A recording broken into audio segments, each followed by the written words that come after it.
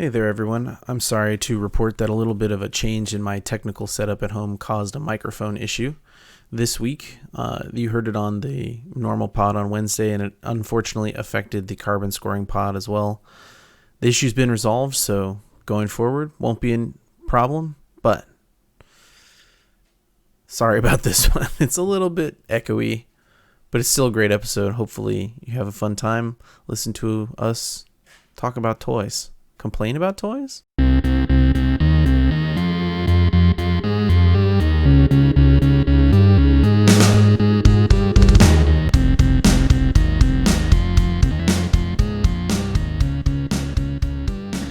All right. Ready to roll? Actually, I didn't realize, but I wore an appropriate shirt just for. Oh yeah, you did. I just grabbed a shirt on. I'm like, oh, cool. We have to formally introduce that we're starting a thing. We can't just ramble into it. I beg to disagree. Wait, we don't have a theme song, right? We should get one. I did one for Star. Okay, hello, welcome to Carbon Scoring, the sub-pod for We Were Gamers, where Kit, hello Kit. Hello. Ken. Hello, everyone. And Andy get together to just talk Star Wars because it's a good excuse to tell our significant others we're busy. We have to talk Star Wars. Sorry. That's a good question. What would you want to hear if you were making a theme song? I don't know if either of you have listened to the sub pod for Star Trek. Okay. No. So listen to the first 40 seconds of that. I made a very janky but kind of funny smash edit of like 6 different Star Trek theme songs. Yeah, I thought that you did a good job. It flows well. It works all right. I'm not a huge audio file. But what would you want in like a Star Wars theme song medley, let's say? Gotta have the cantina at least in part of it. Cantina, Imperial March. Yeah. What else? Yeah, I mean Imperial March. I mean, I'm always been a fan of. Oh God. I'm not gonna remember his name now that I'm not on the spot, and I can Max Rebo. Oh, Max Rebo band. Yeah. Which one? Just original? The house music. Don't they change it? Oh yeah. Yeah, it's changed now. Yeah, well, that's why I said the original. Just the one song. There's still a bunch of like original. Just the only thing that they changed in the special edition was the I don't need slice actual. Yeah. That one song. Okay. They've got like the I don't know Jabba's barge. Ooh, the tinkly Jabba's barge music is pretty good. That's pretty good. No, then it should be capped off with the robot chicken. Let's hear that same song again. And then. Oh man, that part's great. Let's see. What other? I don't know. You know what I listen to constantly, and I think we've had this. Well, we're gonna get off track right at the beginning. We had a huge list to talk about. We're still gonna do it separately, Kit. So don't get started. But what soundtrack I listen to constantly would still be Shadows of the Empire. Okay, that's some dark, edgy kind of stuff. I was going to say Duel of the Fates. I know you were going to say Duel of the Fates. That's literally what I was waiting for right here. Because we've talked about it. You love the Naboo soundtrack. I do. It's okay. It's a good one. There's nothing to be ashamed of. It's John Williams at his most recognizable, I think. A lot of the music you hear in Star Wars comes from the first movie, and then it's reduxed for the other ones. But a lot of Phantom Menace was new and strong. Yeah.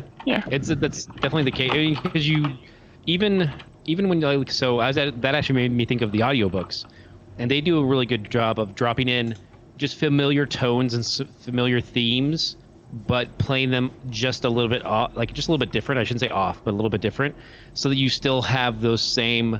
It still pulls those same heartstrings, and so it's like, okay, I really enjoy that, and they do a really good job with the music on the books, and I mean everything on the audiobooks are really well done. Like the acting's done well, but then also all of the like ambient sound and noise, like when the character's in the heart of a Star Destroyer, it just sounds like what you expect from just like the mechanisms and just that under like a submarine, like you'd expect certain sounds. Oh yeah, they talk about that in Star Trek a lot, like the audio version of having every ship have a specific hum underneath of what the antimatter thing makes the whole ship sound like, and all that kind of stuff is audio engineering. It's good. Or say like kyber crystals when you switch them out on a Galaxy's Edge lightsaber. Yes, that's true. Kit, did you know that kyber crystals, when you switch them out on a Galaxy's Edge lightsaber, make different hums? No, I did not know that. They make different colors. Everybody knew that they made different colors. There's a whole thing about like you could change the code on any one and it'll just change the color. But those people neglected to mention like there is a significant difference between like a green lightsaber hum, a red lightsaber hum, and a white lightsaber hum. They are very, very different with those crystals. The white one makes like a high-pitched whine. The green one makes that really deep, throaty noise you're very used to from a lot of the green lightsabers that have been in the movies. And then the red one makes like a very crackly red sound, much like Kylo Ren's saber does. What does the dark saber sound like? Yeah, why didn't you bring your dark saber ever? So there's a couple different things there. It's just a black crystal it's actually the same code. It's the same color, and I'm pretty sure it's the same sound in the lightsaber. It's different sounds in the holocrons. If you put the black crystal in a Sith holocron, you will get a different messages, and you get them from, I want to say, Snoke, if it's in the. Oh, boo! I don't want it then. And then also there is the only licensed darksaber that they have is the kids one, and I haven't seen it in stores yet. But I kind of want it because it is. I mean, it's shorter because it's just a kids one, but it's still a darksaber, and I'm kind of like, wouldn't mind having that. It looks kind of cool. It does look cool. So, they did a good job creating the darksaber. I mean, even just because it was a comic thing and it could look that way, translating it to the Mandalorian and it still looks that cool. I mean, they showed it in the extra special features that we ended up watching, the separate series, I guess. But I'm going to call it special features because it is. It's called Gallery, but yeah. Yeah, Gallery. That thing looked pretty cool. I would like carrying that around if I was Giancarlo, I think his name is, right? Yeah, Giancarlo Esposito. Yeah, if you got to just carry that around because that's your gig, like, yeah, okay, cool, I'll carry that. It looked sweet. Speaking of the Mandalorian, that trailer dropped, I think, since last time we talked. Yeah.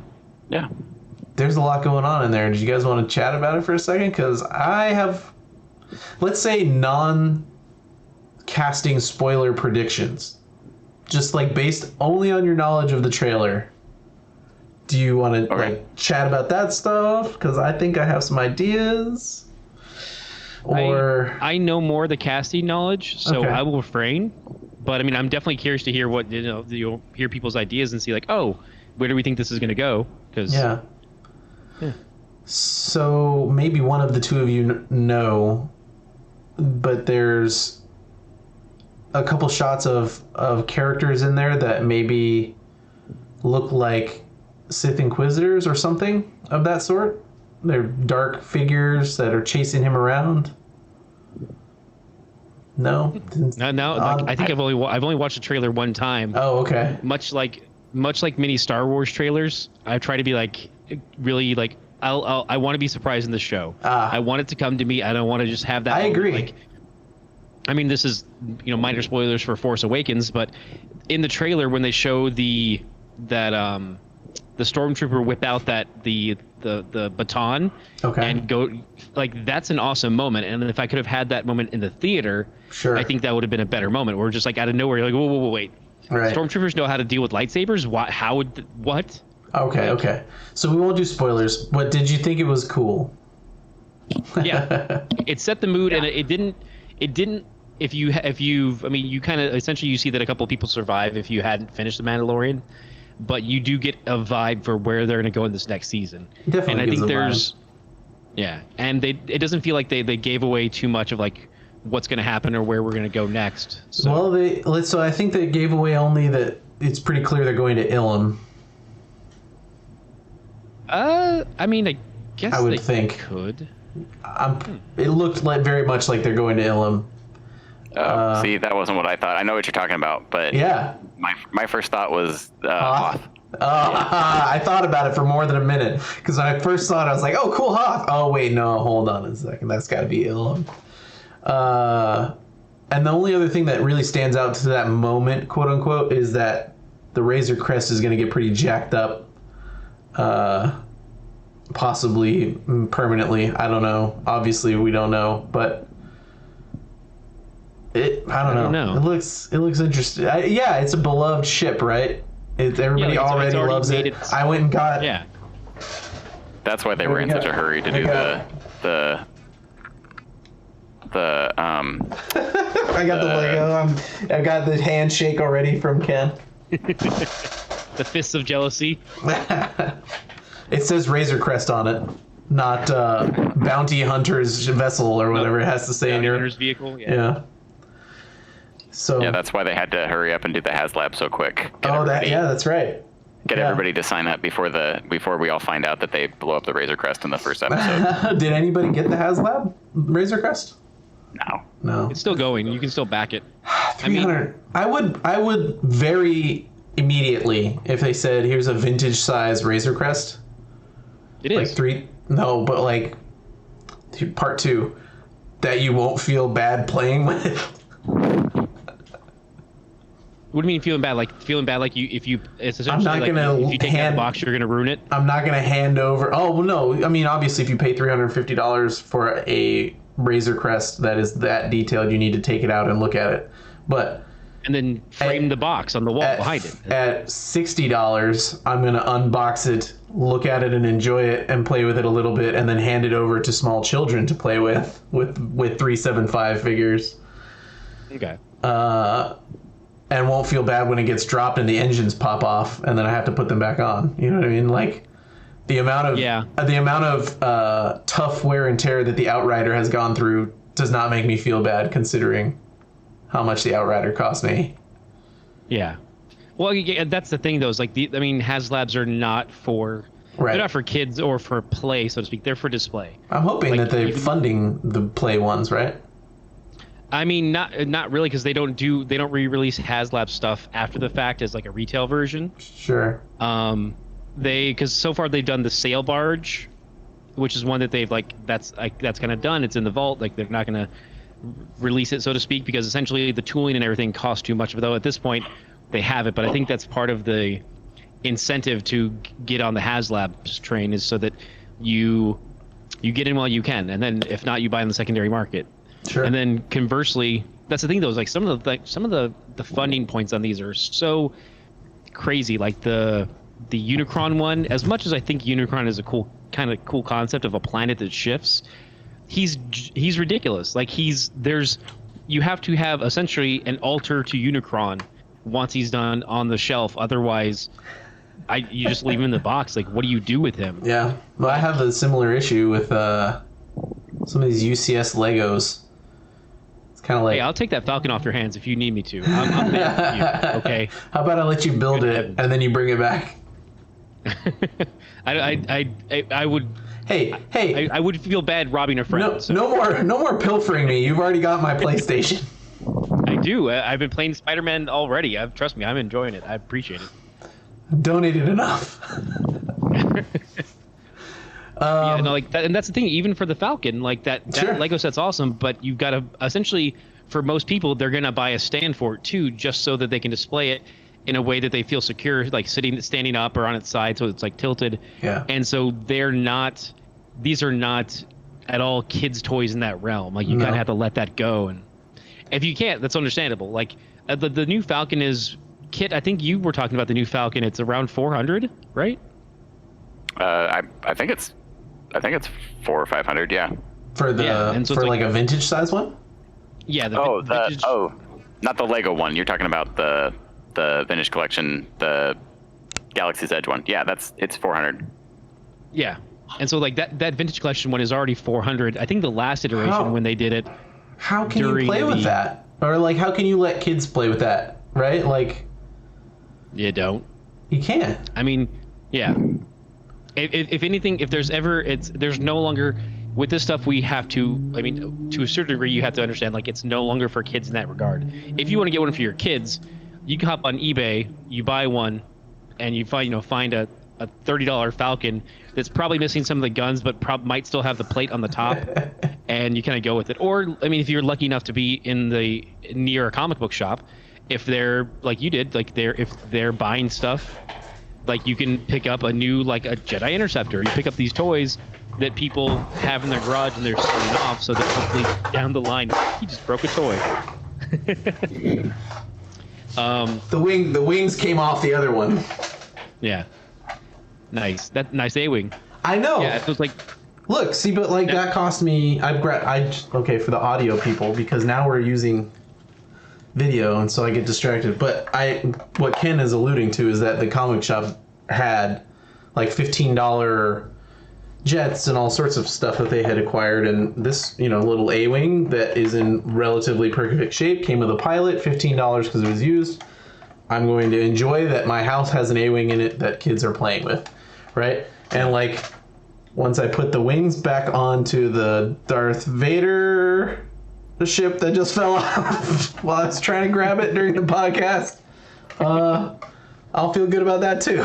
You know what I mean? Like, yeah, eBay or used is a great place for that kind of stuff. And reminding us that it's for kids, right? A lot of it. Yeah. And I think the best way to think about it is it can be for kids if you want to. And those older ones are out there on the market. And if you're the more adult collector now, you can buy that Galaxy's Edge Millennium Falcon. It comes with Hondo, so you've got that already. I think it comes with Hondo and Chewbacca and maybe a droid, but I'd have to double check on that.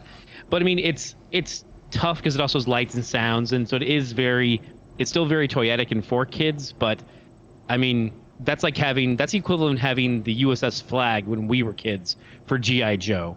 And for those who are unaware of what the USS Flag was, it was essentially the flag was out there. I don't remember how much the retail on that was, but then it was a lot. But I mean, it was like 4 or 5 feet long. Yeah, it was the size of a person, like laying on your floors. Like it was huge. Well, yeah, because you could also fit all your stuff in it. Yeah, like you could store all your. Yeah, there were compartments, and like there was like a whole. There was compartments on certain sides. It was fairly like when I think back to it, I'm not sure I think it's just that much plastic, but the flag was 7 feet long. Yeah. 7 feet. It was big. It was big. What? If it had been built to scale, it would have been 65 feet long. I was trying to find the MSRP on it when it originally came out, but I'm not having much luck during a podcast, and I don't like to do research. 7 feet? Who put that in their house? Only the richest kids. Like I knew one kid who had one. Yeah, see, it's the one kid in your group of friends who had. Original release price was $109.99. And what year was that? That's 85. So okay. So twice the cost of a Nintendo. Plus $10. Wait. Wasn't it Nintendo? Like if you got wasn't it $50? I don't. The first NES. Nintendo was $50, really? They weren't. So if you got the one, I don't know about with Duck Hunt, but I think that the first one that came with just Super Mario Brothers was $50. I mean, they weren't crazy expensive, but the flag would only be $228 with inflation. Now that doesn't include material costs and all that sort of stuff. But now it would be made in China and would be a lot cheaper. So I would guess it was probably made in China then too.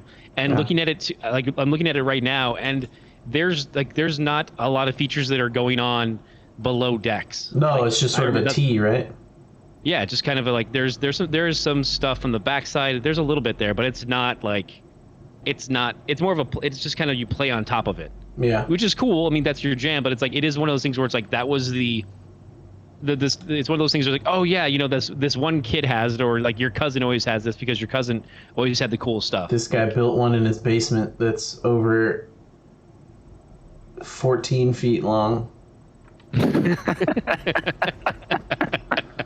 This is a rabbit hole I should go down later for sure. There are a lot of people that have built their own USS flags, and they are crazy. And that's for the other sub-pod, the more you know. That's where we'll get to that one next time. I gotta find some more sub-pods to do. I gotta have one a week eventually, right? You know? Well, we've got, I mean, when are we going to start the Stargate one? Gatecrashers? I'm writing the name of this down literally right now. Trying to think of other star-related ones that we... Anything star, so it's like star, and then let's play, but only games that start with star. So that's the fourth one. Yep. We can do a limited series one for the Star Jammers from X-Men. They're not that great. Let's be honest.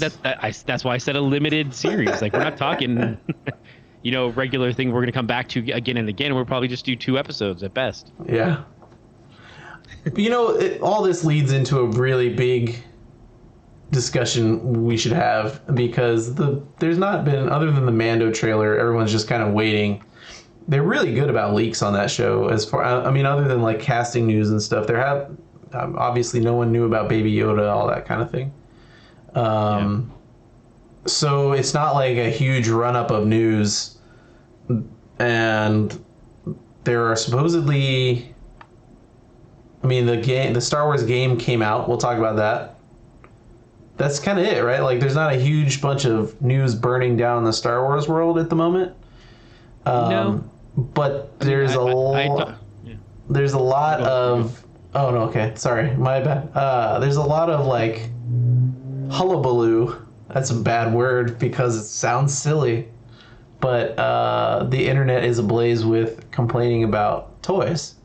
Like, anybody and everybody that I know that are Star Wars people that I follow or talk to, us in offline chat literally is all about Star Wars toys. And maybe the root of the problem is the word toys, because a lot of these toys are not really geared towards kids in price or size or playability or availability, which seems to be what everyone is now talking about. And quality is the other thing.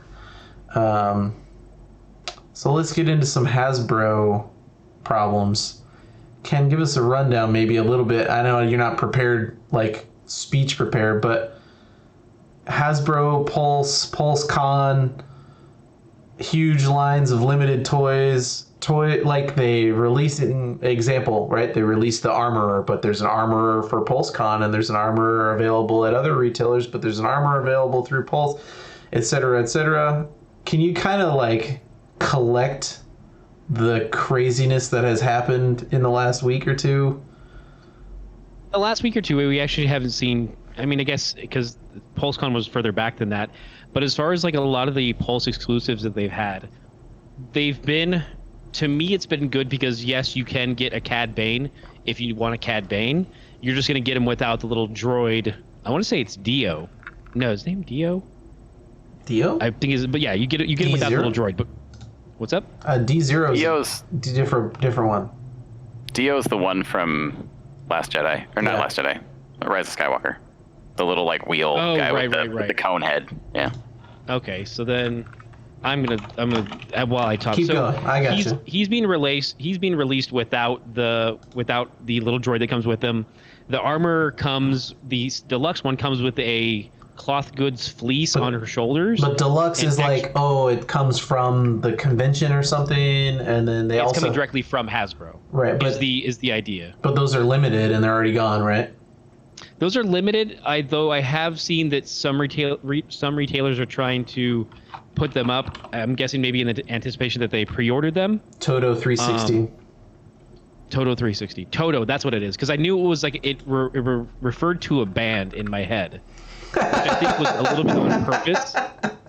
Because he first appeared in the Clone Wars and he's voiced by Seth Green, and Seth Green is he's got a sense of humor, so it's like I wouldn't be surprised if he's like, I want to be called Toto. Like that wouldn't surprise me. I think it's spelled differently than Toto the Africa band. Yeah, but that's, by the way, that's what our song should sound like.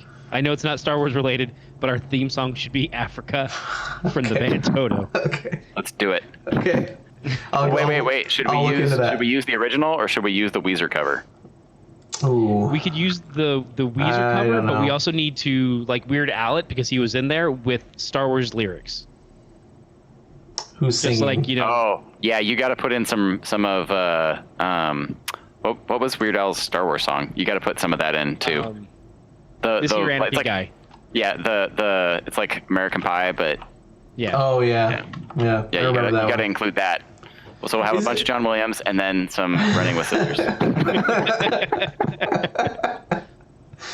I feel like Weird Al's songs are always like, oh yeah, when somebody mentions one, it's never something you're thinking about, but then somebody's like, remember that time Weird Al, and you're like, oh yeah. That's the level of career that he's ended up at. I mean, very richly. I would say he's had a longer career than so many others, and I still like right now that we've said it, all that I hear in my head is my this here Anakin guy, maybe Vader someday later. I could keep going, but I won't. I'm just saying, you're re-singing Africa with lyrics. You've already volunteered. I don't know if my voice is right for it, but we'll find someone. Okay. But yeah, like so. They had Pulsecon. Pulsecon was an online, basically re-release of a lot of toys they had planned for other stuff / their own thing. Mm-hmm.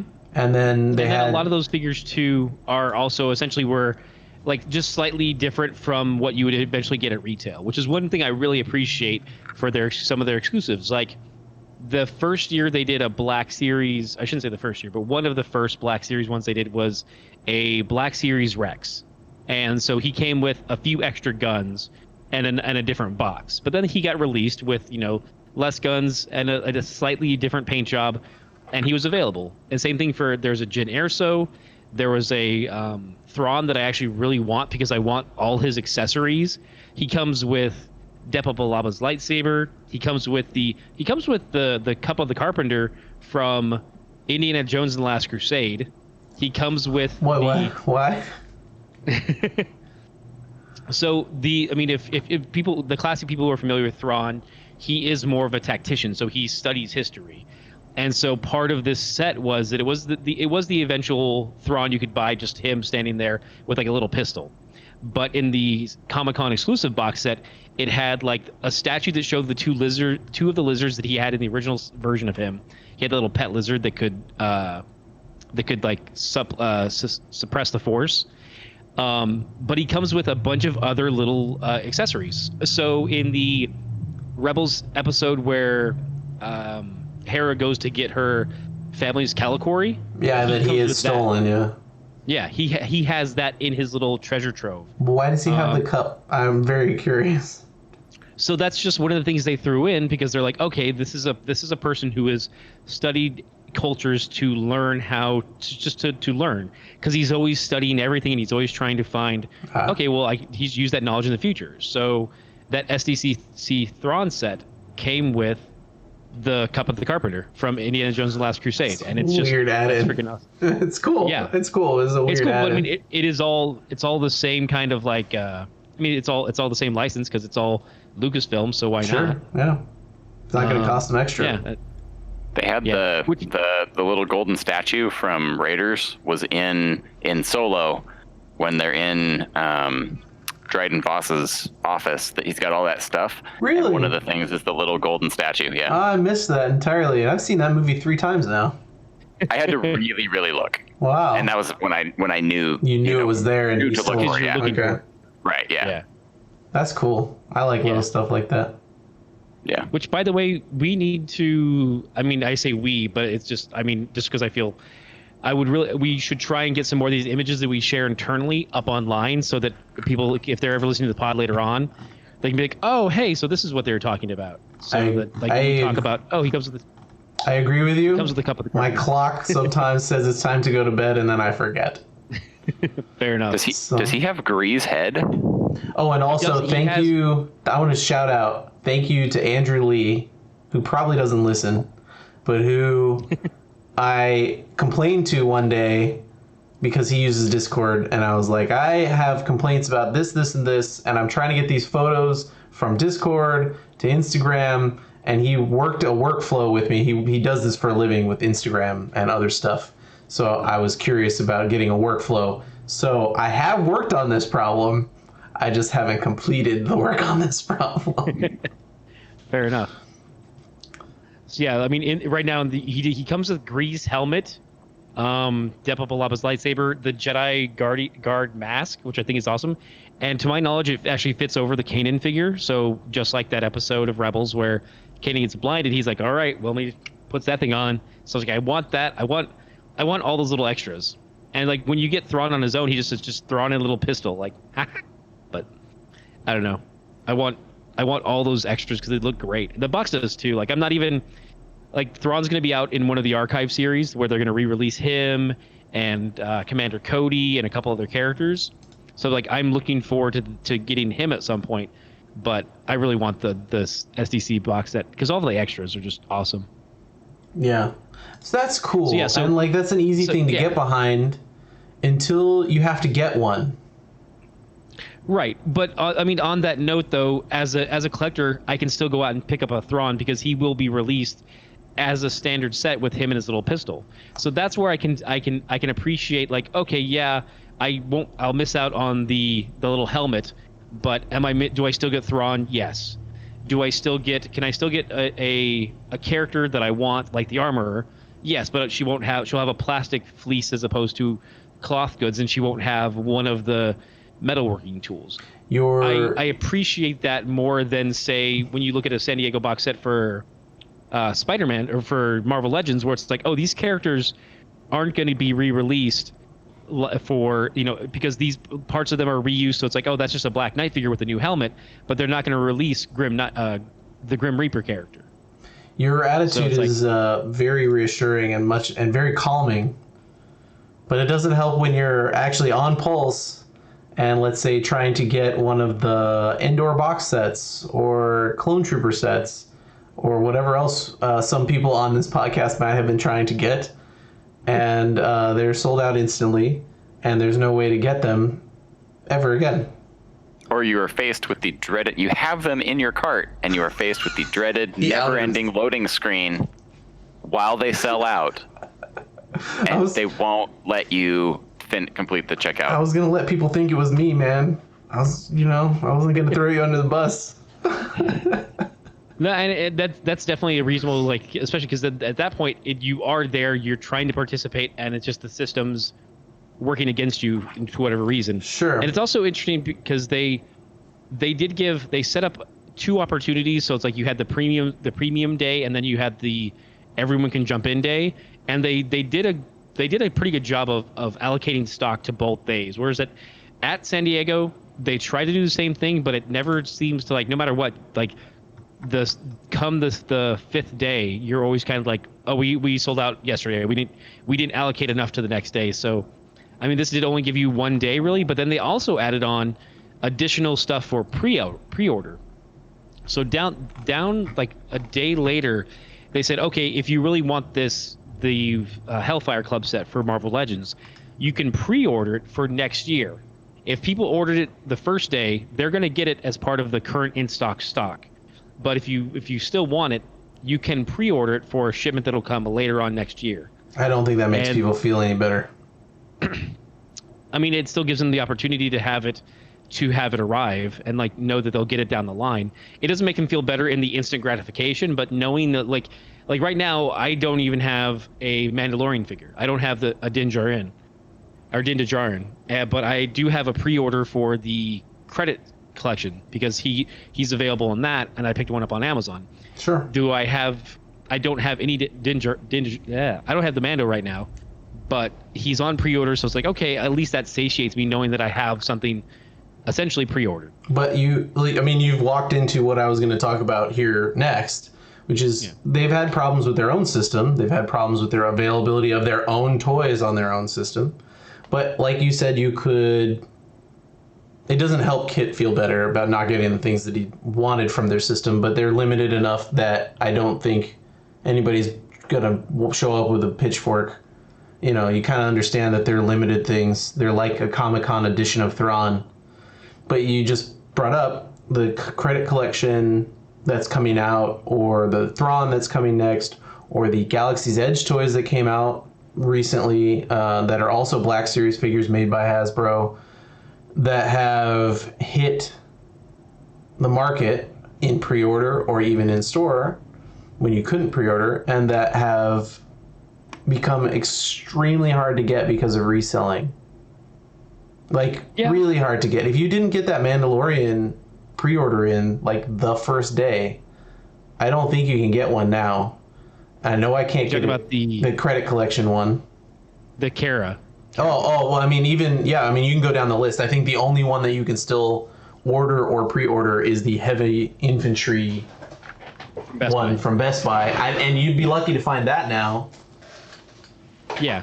Well, I mean, and that's the thing too, is like, because they are pre-ordered. Because I went to Best Buy.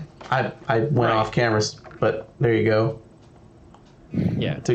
I went to Best Buy. Here's an example, because they showed them go from pre-order to in stock on the 19th, which was the date that it was supposed to be available, much like the Cara Dune at Target. So I went over there. I broke my own rule. We've talked about this off the podcast, but I don't shop at Best Buy. And this is almost the reason why. I went to Best Buy. They weren't on the floor. They said they had 3 in stock. By the time I got there, they had 1 in stock. By the time I got there was nothing left on the floor. And I had to ask, I said, it says you still have one. Oh, let me check the back. Okay. So someone was like hoping to sit on that and take it home that it's day. sitting off the floor waiting for one of the employees to buy it at the end of the day. Yeah. Right? And so like you've got this incredible market of resellers where all you and I want to do is get the entire credit collection for our personal collection. I have no interest in reselling Star Wars toys at a profit. But if I go online, this is a better story. I'll tell you about Target in a second. But if you go online, Cara Dune's already available for $65 from the credit collection. Yeah. She's available. I like in-hand pictures from people that have her already. I've seen people already in my Discord channels talking about how they've come up on them in stores, and they've some people have already. Where? Yeah, well, I mean, that's the thing. Well, that's the thing, is because distribution is not even across the country. How many? So you definitely have. That's one of the bigger problems too, is that you'll have 7 of them sitting in a store in Piedmont, North Dakota, because no one in that region really cares about it. But we're sitting out here, and because California is, especially Southern California, has far more collectors, I feel, and also far more people. Population is higher, but also far more people are trying to get on a come up and be like, okay, cool, I see 4, I'll buy 4, have 1 for myself, sell 3 to pay for mine. For my 1, yeah. But by the way, this Mandalorian heavy infantry guy looks way better than the standard one. The credit collection one looks really cool. Like the change in color and everything else on that character is really awesome. I love the size of the card too. Like that's one thing. It's a massive card. Look at that. Yeah. It's like size. It's bigger than my head. That's a massive card. That's cool. I've got this is also Hasbro, so it's like I've got the standard Electro, and here's the Kingpin. Wow. Like that's like I'm now out of the photo because the Kingpin is so big. Yeah. Like that's how big, and like I appreciate that. But, it's kind of, they didn't do that with the original stuff because it was a different time period, but like I kind of appreciate that. They just made a giant card for it. So the other problem you have is I watched Cara Dune for days. And this is for the stuff that is supposed to be available and in stock, right? Like the idea is we've got this tough stuff to get. Kit wants Endor collector set that should have been at Comic-Con. It's a limited number, obviously. So we're going to put it at this top level of collectors go here. Go to Hasbro Pulse.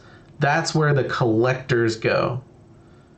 The step below that, and I understand the Black Series toys are not necessarily kids' toys, right? Like you could buy them for kids. But really, if you're buying them for kids, you're going to get your aunt to get you the $4 leftover Black Series Snoke Black Series toys, and that's kind of what kids are going to be getting to play with, because the collectors are ripping through those too, and that's fine.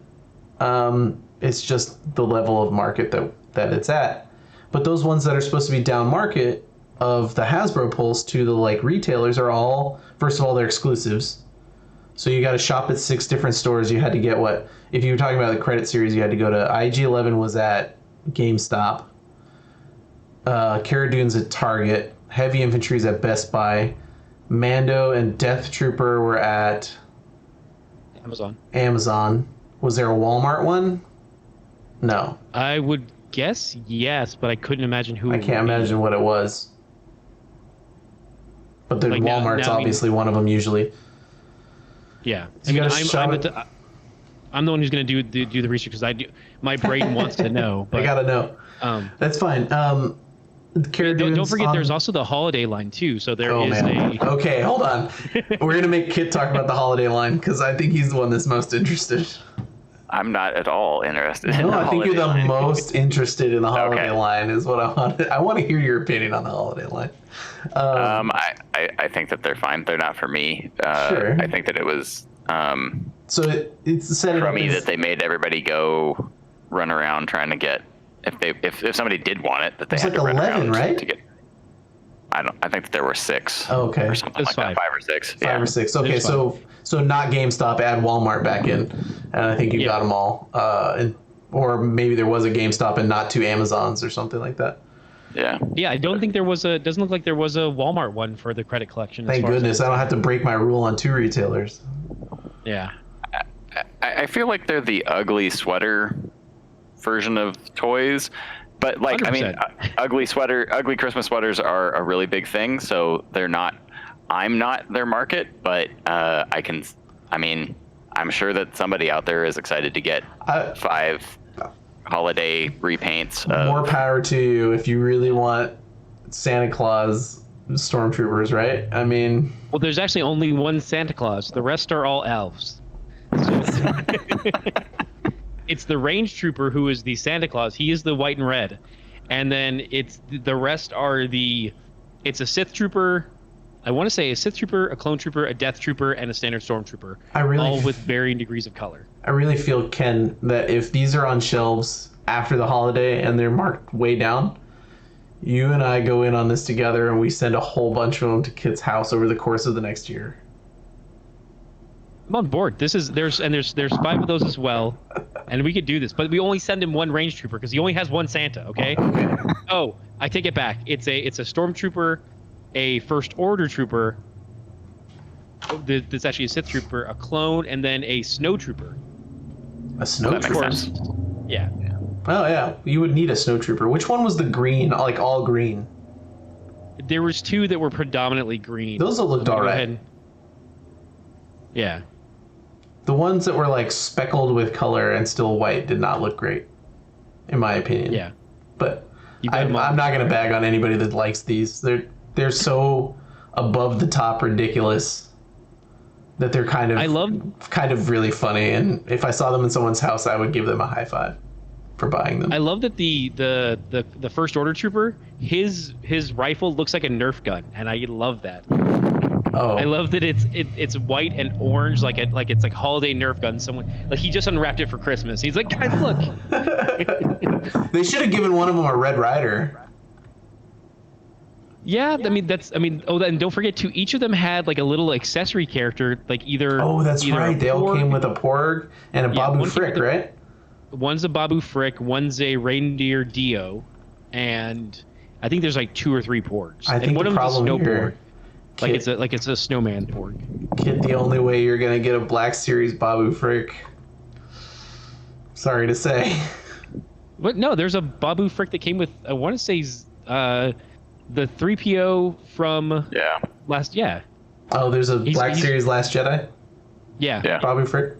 Okay. Yeah, they made like only 4 figures for that whole movie, which is ridiculous. Killing my dream.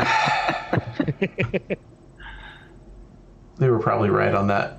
Okay, back on track. Hold on. you gotta dig that. You're like, take that, Last Skywalker. Yeah. Suck it. I'm ready to keep going on Last Skywalker if you want.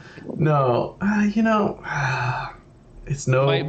It's no Last Jedi, right? I mean, the biggest thing though is just the lack of toys for a series that has been, so toy heavy.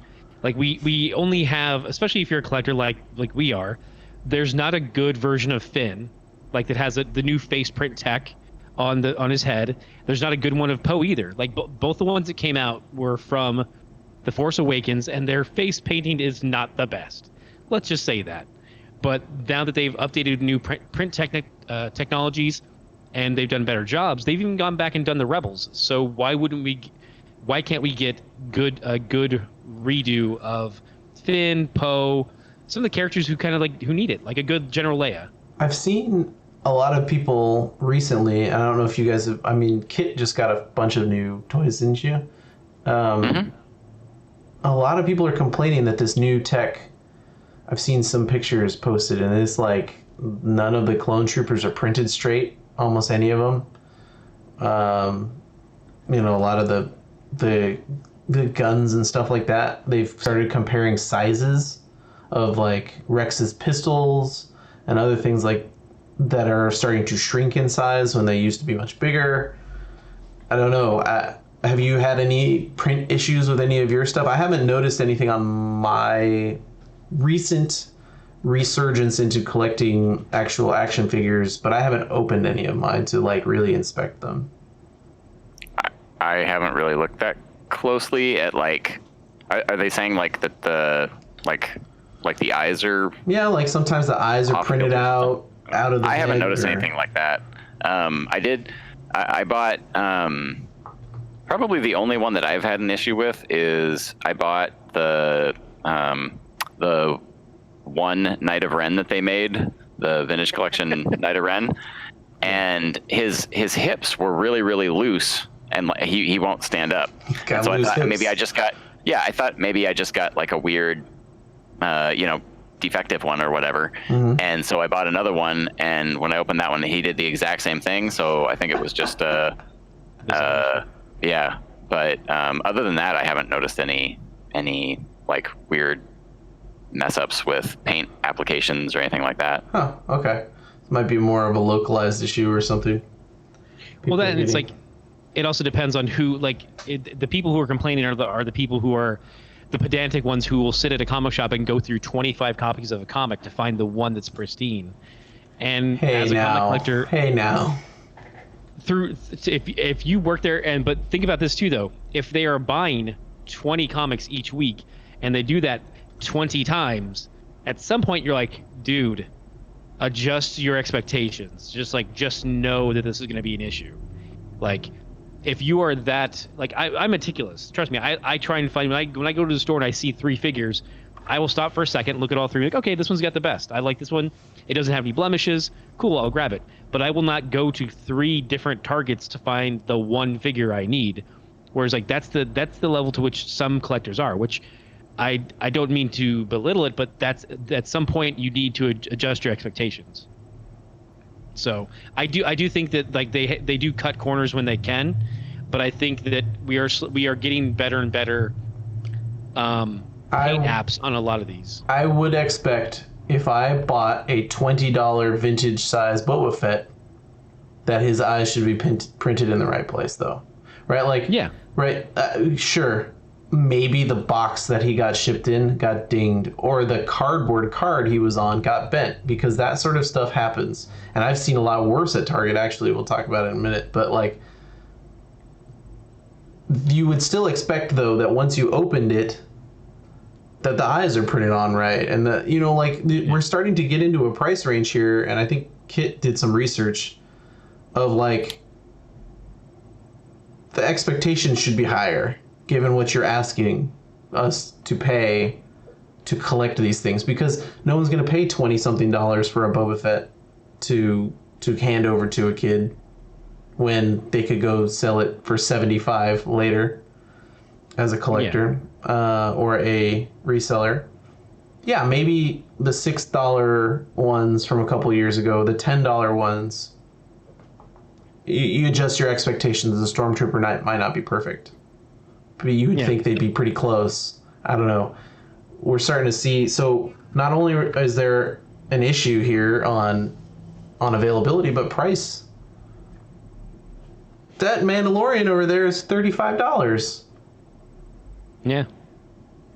And yeah, and well, I mean, there is that, and I agree, and I think it's 9 times out of 10 you're gonna find a decent paint job on them, but that 10th time, if it's the only one you could find, it sticks a lot more in your craw. Like you can't.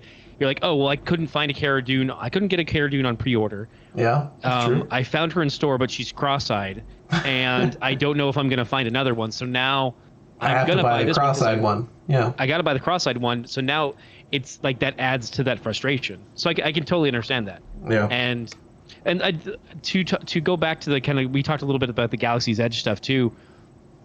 They were like, they sold out. Like you went in, you hit a Target like the day of release and try to see like what you could find. And I did for you. And there's a whole list of issues there with the day of release of some stores breaking street date, some stores not, and some stores just like not even letting it go out the door because because in their computers it's not even the street date yet. You're like, it's today's the 14th, this is the release, it's in your flyer ad, and you're not going to sell it to me? Like, why would you do that? Like, we don't know. I had that experience with Cara Dune, right? She said online the 19th. In stock, like available the 19th. No more pre-order button. I checked at midnight on the 19th. Pre-order button gone. Every store in Southern California said they had in stock as of midnight. Okay, well that's fine. Sounds good. You can't order for pickup or anything because they're low stock. This item is not available for pickup. Yeah. The minimum Target could probably do. Go over there at 10 in the morning. After senior hours are over, they've moved from in stock to limited stock. I asked the dude, like, hey, I'm looking for this. Oh, I think I know what you're talking about. The street date for that isn't until the 25th. Well, how'd you move down a tier from in stock to limited stock if they're not getting sold? Well, I can't unlock it. It's in the cage. Okay. By the end of that day, that store and every other store in Southern California had gone to out of stock. Yeah. How is that possible on something that didn't have a street date? They don't. Hasbro has no responsibility for what Target does insofar as they can't control their stores. But like if they're going to release limited things and exclusive things to them, do we think they have a responsibility to say how they should be sold, what date they should be sold, and holding retailers to it? Or are they just not a big enough fish in the mind of Target that Target's ever going to listen? And B, if they can't manage to do that, should they bring things back to Hasbro Pulse? What do you think? Kit start. I don't think that they should ever bring anything back to Hasbro Pulse because I can never buy anything. So, other than I think Hasbro should just do away with the conventional model of selling toys and just sell every single thing as a HasLab. Just let me buy your toys. Give me a 2-week window where if you want it, you can buy one. And there's like, here's your 2-week window and we'll ship it to you eventually after it gets, you're pre-ordering, and whatever, 9 months later, we'll ship it to you. I'm perfectly happy with that because I would much rather that than me having to go to a Walgreens, the Walgreens near me that's always out of stock and never puts stuff out. And I mean, they've still got like the same Silver Leg C-3PO and Kylo Ren from 5 years ago on the shelf.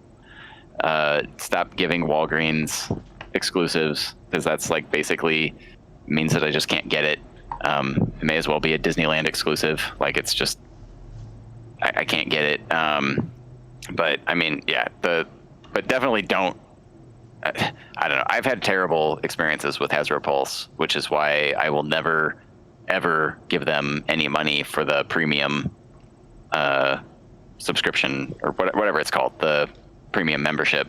Because, like, one, I know a lot of people who have that, and I think it was a year ago when they put out the toys.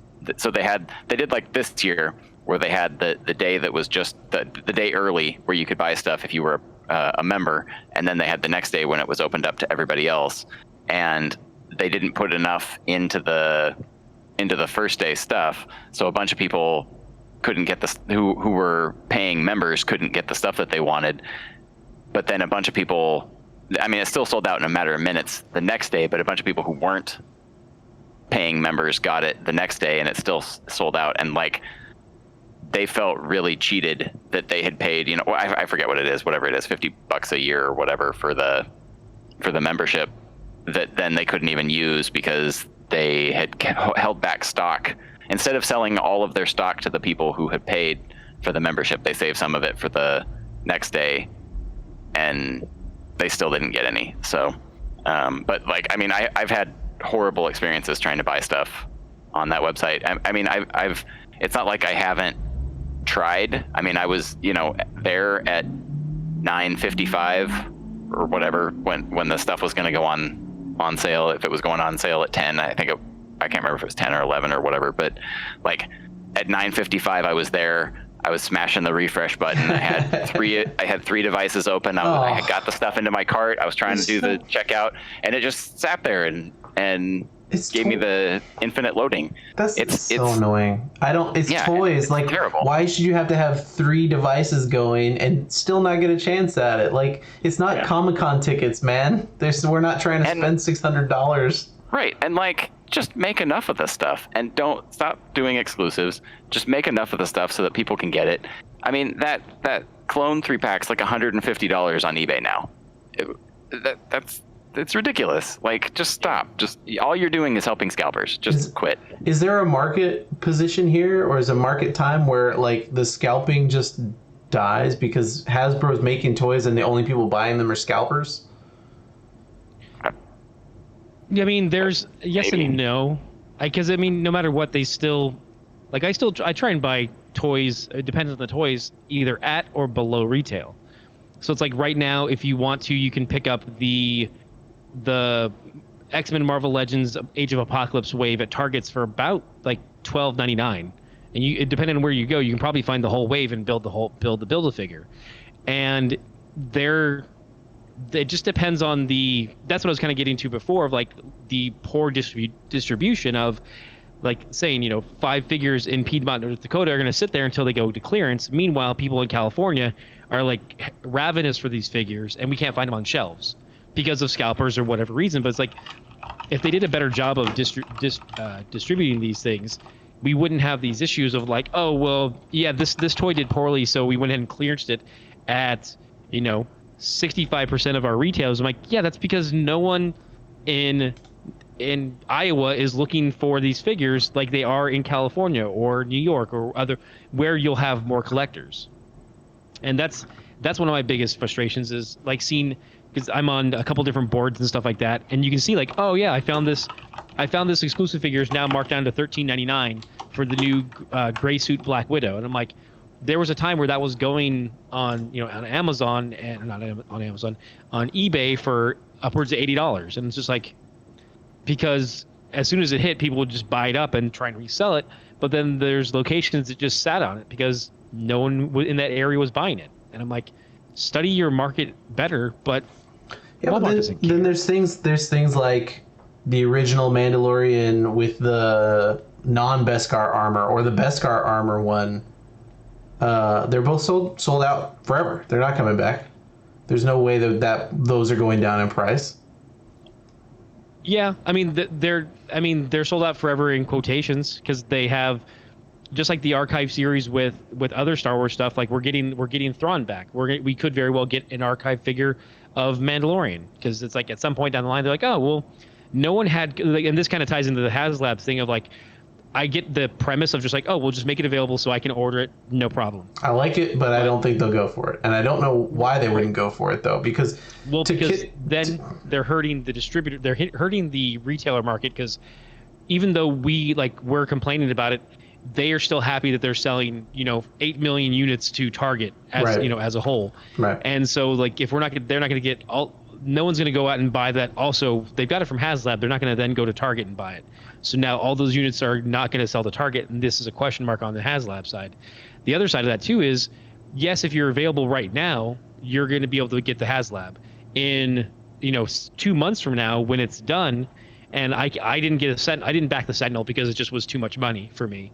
I do really like it, and it's like, if there's never going to come a time for me to buy that Sentinel again, aside from a marked up inflated price. And if you do everything HasLabs, you're going to get that down the line where it's like, well, if it's set up to HasLab as the exclusive, then you won't then be redoing it later. Like then otherwise, then you're just doing toys print to order, and that's a whole nother market. Like, and those are far more expensive when you do things print to order. So yeah, or you go the Mondo route where you just make extremely limited runs of stuff and then we're done. Right.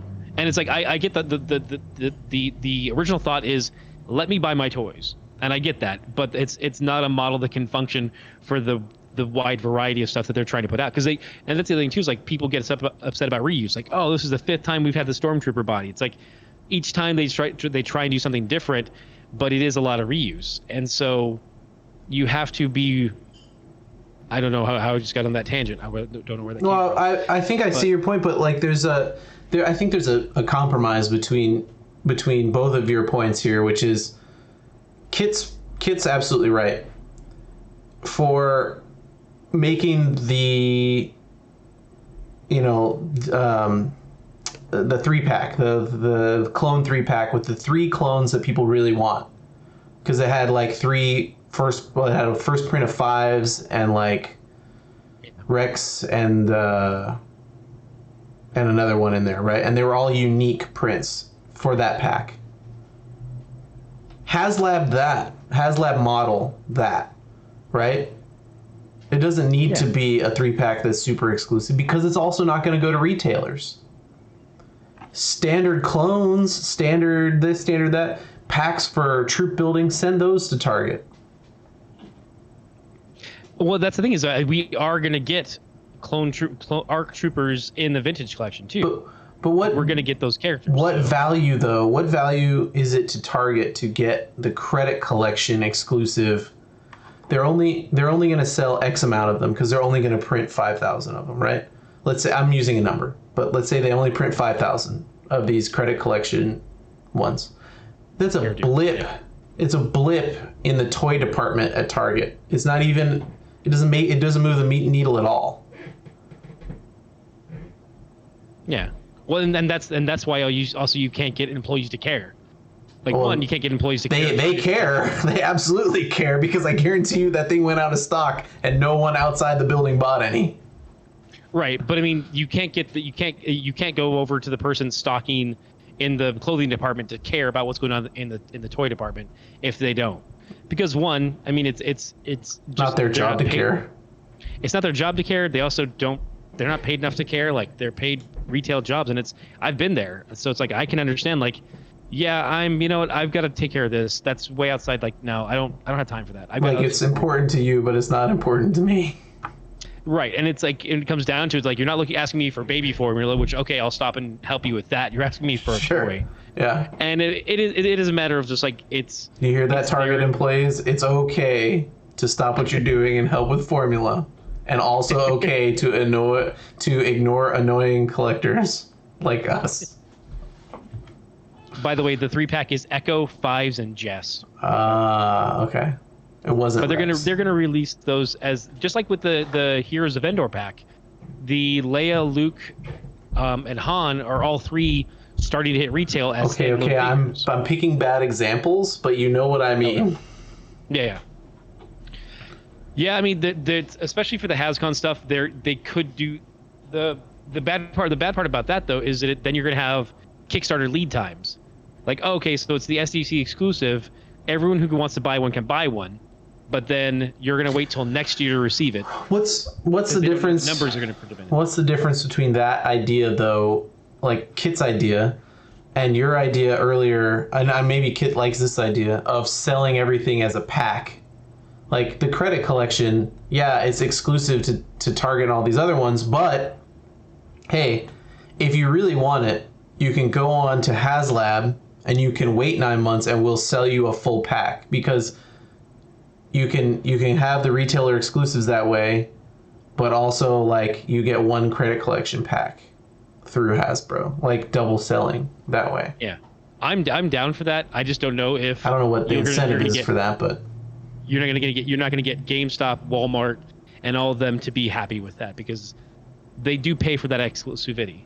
Like that's part of the bargain for them, is they're paying to have that exclusivity. I don't know. I don't know. I mean, trust me, I don't want to support Walmart any more than anyone else here. So I'm returning to this, and maybe Kit, you can weigh in on how you feel. I can tell how you feel.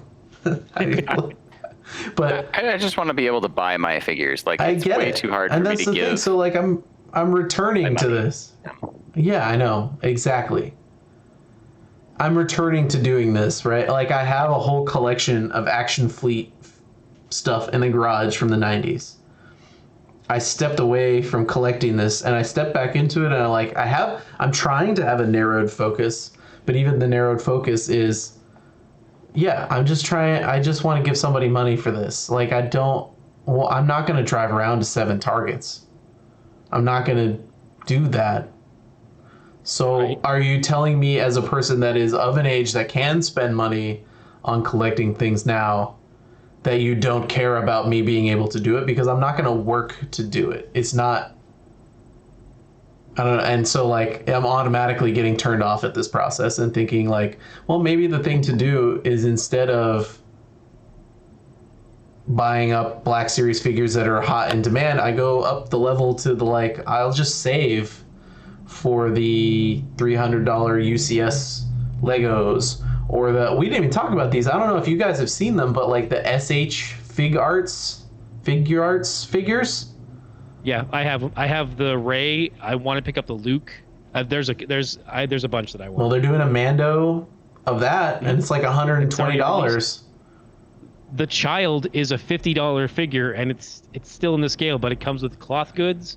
It comes with a lot of stuff. It comes with a little soup container.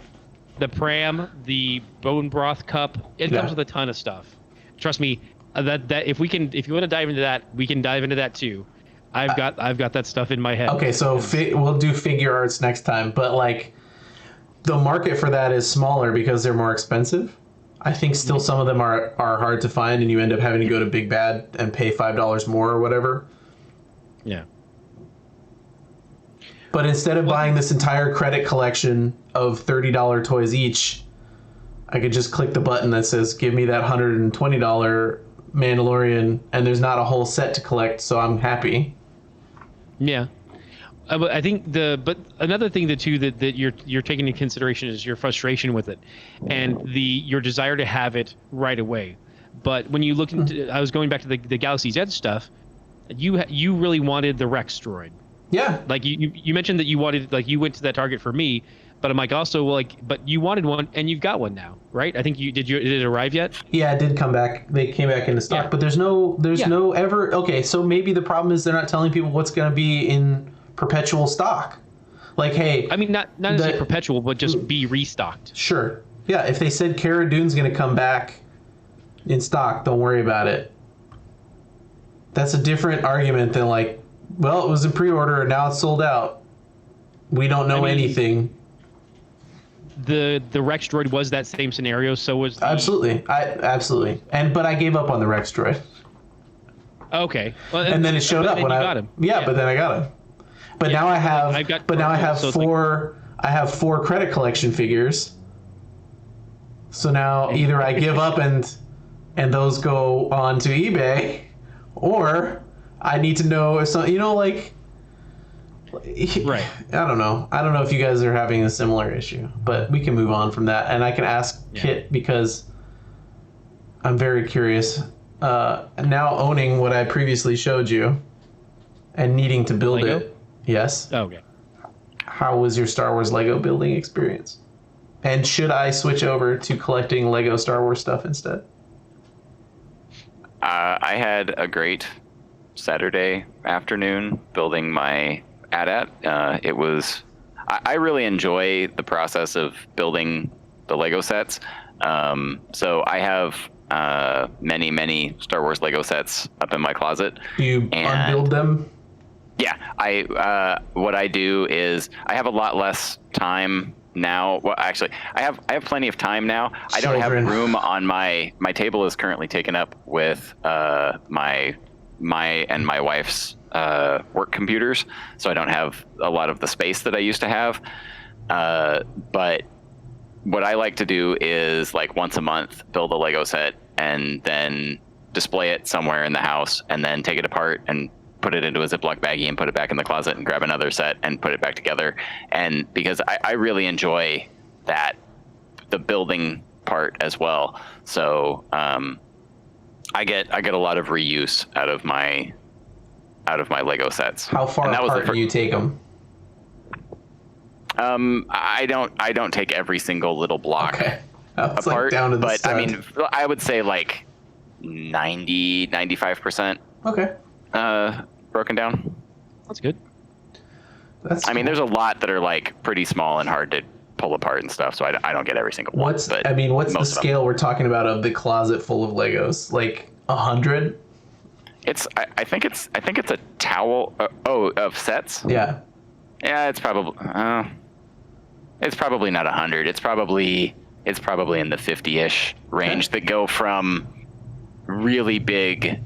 I mean, I had a big milestone birthday and my wife got me the like gigantic $500 Death Star thing that I haven't put together. Is that the open-sided one? Yeah. Where you can it goes from play stuff that on? all the way down to like the little baggy ones that are like, I don't know, whatever they are, $8.99 or whatever. Oh yeah. That don't even have a box. Yeah, something like that. Yeah. But I mean, I probably have around 50-ish. I don't usually spend over like $100 on the sets. Usually I try and get the smaller ones, but I do have a few of the pricier ones. And I tend to be in the like $20 to $60, $75 range. And before COVID happened, I would always wait. We have a retailer called Fred Meyer up here in Seattle. It's like Walmart and Target, that kind of store, but they're like a more regional thing. And like twice a year they have a Lego sale where like all of the Legos are like 25% off or whatever. And so I'd like wait and hope that, like I did that with the Return of the Jedi Throne Room dual set, because that was a pretty pricey one. I think it was like $90 or something like that, or maybe it was over 100. But I was like, it was like a game of chicken, because normally the Lego stuff never goes on sale, and I'm like, I know that they're going to do the sale, so I just need to wait for the sale, and then like the morning of the sale when they open at 7 a.m. I need to be there and go in there, because a lot of people do that. And when they do the sales, there's like a line and people will go in because they want to get there's some collectors and some resellers and stuff, but like people get there early to get the sets that they want. I'm playing chicken with the Batmobile and the Batwing, hoping that they go on sale this year for Black Friday. I don't know what we're calling that, post Thanksgiving Friday. People are mad about naming things these days. But I'm playing with chicken with those, because I buy a few things that are that expensive, but buying that many of them not on sale is rough. It's rough. And I bought a lot of the Force Awakens Lego sets when Toys R Us was going out of business. Oh, okay. Because they had their stuff. Their stuff was like, I want to say like 50 or 60% off on those Lego sets. And like I already had several of those Force Awakens Lego sets, and then I was like, and I'm gonna get the Takodana castle, and I'm gonna get Poe's X-wing, and I'm gonna get all, and I was just like filling up a cart. So I also used the Target going out of business sale to my Star Wars advantage. This is very topical. I used it to go to Babies R Us and buy 2 of the land speeders, the Power Wheels land speeders. I thought about that, because they had a big pallet of those there, and they were really cheap. They were 75% off. Yeah. And Yes. I was like, but I didn't have anywhere to put it. I don't have anywhere to put it now. It's sitting in the front room of my house. I've still had it 2 years. It's great. But yeah, I'm right there with you. I wanted to get one too. Yeah, we gave away the other one as a gift because it made sense. I think I saw online. Wasn't there a video of your wife driving around like on the cul-de-sac or something in one? Yes, there was a video of that, because she is just under the weight limit. So we actually just got our street paved, so it's very nice to ride the land speeder on now. There's no before, when the kids rode the land speeder, it was one of those like ka-chunk, ka-chunk, ka-chunk, ka-chunk, ka-chunk down the street things, and you kind of wondered when the wheels were going to turn into blocks, you know. But now it's smooth. All you can hear is the whee of the motor, which kind of actually has a weird lightsaber hum to it. You know what I mean? Oh man, you know, the other thing you guys opened my mind about this past week, and maybe it's time to consider. I think that my brain is too locked into exactly like, well, it's got to be either the 375 vintage collection exactly figures, or it's got to be the Black Series figures, or it's got to be this, or it's got to be that. And you just brought up before the podcast, and Ken mentioned this other line. There's different lines of these toys that get like no press at all. Like, are we just trying to find the wrong things? Like you said, there's another 6-inch line, but it's like animated style figures, and I don't even know the name of the Galaxies of Adventure. So that's like the and they're YouTube 5-inch, ones. but No, yeah, those are easy to find because nobody wants them, or the people our age don't want them. So those are plentiful, and you can find those at pretty much everywhere. Oh, here's the finger. And there's also they are in scale somewhat with the Disney Store exclusive toy box figures, which I don't know if you guys have been in the Disney Store at all. There's the toy box line, which is all based off the Infinity video game that's now since Defunct, retired. But they used the models. They use the models because there were a lot of good models, but they're also doing a Mandalorian, and he comes with the child and Pram, and I'm like, okay, what size is that going to be? And because it's just a little bit up, and so, and from the different stuff, like there's a Venom that's really good from that toy box line, but people use it to make pork grind to be the Venom version of Spider Ham. Oh, and so it's like, is that really his name, Pork Grind? Yeah, pork grind. Is Spider Ham's nemesis? Spider-Man's nemesis is pork grind, just like there's Captain America and Iron Mouse and the Incredible Bulk, which is a bunny, and Doctor Doom, who's a duck. I was wondering if you could keep going. I was just like, keep going. Goose Rider. Do you know about Goose Rider? Check out Comic Banter, guys. It's a good show. I died on my keyboard. Comic Banter is a good show.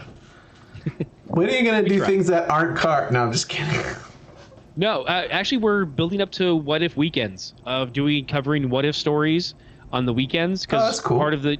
Part of becoming an affiliate, you have to have X amount of days of streaming. Sure. So we want to try and get in some other guests who aren't available at nights. Yeah. And cover other stories. And What If kind of seemed like a good short form, quick, like, 45-minute show about What If comics. Of like, we'll cover an issue and be like, what if Wolverine was Lord of the Vampires? Like, what? Yes, that was a comic, folks. Huh. Yeah. Okay. Yeah. So that's. I actually don't. I like the cards. I'll just say. Yeah. The other one we were talking about too was the fleets, the mission fleet. Oh, mission fleet. Thanks for getting us back on track. Yeah, but what size is that? 3-inch? I don't know, 2-inch. Yeah. Yeah. Very small. Yeah. I don't think it's 3-inch. Oh no, sorry, you're right. It's like 2.5. They should bring back action fleet size, this big, with cool ships. They tried that with there were micro machines for Force Awakens, and I want to say Rogue One maybe.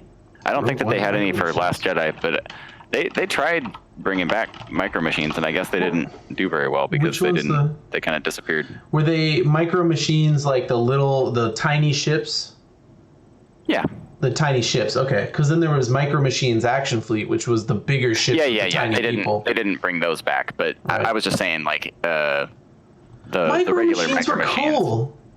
I know, but I feel like there's not a market for those anymore because they did try, and those have since they weren't around for very long, maybe 2 or 3 years. Why would there be no market for those? Because they're great. I guess because they're toys for kids. There's no market for them. Yeah, I don't know. I mean, I bought some. I know I bought some of them like 5 years ago when they came back, and I was excited to see Micro Machines back. Yeah, because I love Micro Machines. I still have a bunch of Micro Machines. I think I still have my the 90s Star Trek Micro Machines somewhere, because those are I think even worth something these days because they're really cool. Yeah, no, he's shaking his hand like Star Trek Micro Machines aren't cool. I think it's set dependent, but I don't think any of the Micro Machines stuff is really worth all that much nowadays. Yeah. I think it's pretty plentiful. Still, I mean, I don't know. I'm not in it. I'm not in it to win it. Clearly, I'm not sure about Star Trek, but I'm pretty sure that most of the Star Wars stuff isn't all that collectible. Yeah, I mean, it's collectible, but it's not expensive.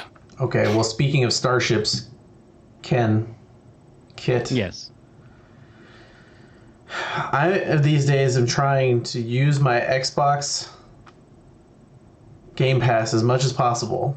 Convince me why I need to buy instead of wait on Star Wars Squadrons. It's an EA game, so it won't go on to Game Pass. Game Pass has added EA the bottom tier. So like EA has a 2-tiered system for their subscription service. The top tier, EA Play, I think is the name of it now. Used to be called something else. The top tier is new games, but that's like $17 a month, which is more than every other service for some reason. And the bottom tier is like almost the same as every other service, and then you only get archive games. Yeah, I think that you won't get it for a good long while too. And part of the discussion was, I guess it is a matter of wanting to play when other players are active. And so I know I'm playing right now, but not as frequently as I'd like. And that kind of begs the question is, if you're going to have other people you want to play with, like you mentioned Andrew Lee. Andrew Lee is a Star Wars guy. He definitely jump in on that and also be another guy you could play with. And so if JJ is going to play, because JJ is also a fan of TIE Fighter versus X-Wing, right? Yeah, I think he was. Do you think so? It's like that's the type of game? Lower price point. What's up? I was wondering if that's the type of game that is. Yeah, because it's all first person within the cockpit. There's no third person behind the ship. It's all in ship cockpit battling, which is it's not my favorite, but I got it because I knew there were going to be other people to play with, and I figured I haven't bought another game in a little while. I might as well jump in now so I can play with friends. Fair. On a completely sidetracked note, I'm curious, Kit, are there any things Lego sets that you have that you still keep built no matter what? I'm just so curious. No, it's still there's not a single Lego set that I have permanently kept built.